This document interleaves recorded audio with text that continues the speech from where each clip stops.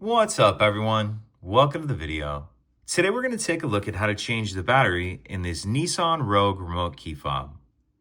This Nissan Rogue key fob is going to use replacement battery CR2032, and I'll put a link in the description box of this video to where you can find these replacement batteries if you're in need. The other thing I'm going to be using to replace this key fob battery is a small flathead screwdriver. The first thing I'm going to do is grab my key fob and remove the emergency key that's in the bottom of it.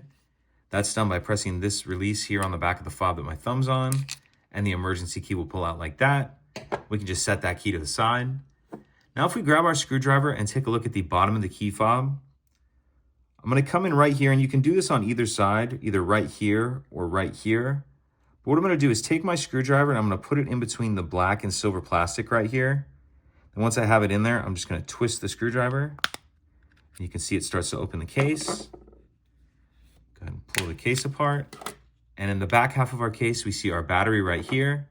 Use my screwdriver to get under the edge of the battery, get it out of the holder.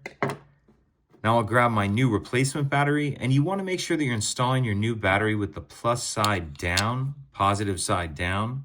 And I'm going to tuck this edge in first down here by this metal battery clip. So tuck that edge in first like that, and then snap the battery down into place. And then we can snap the two halves back together.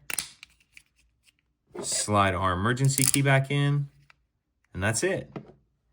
If you could take a second to like and subscribe, it helps us out, and I'd appreciate it. Thank you.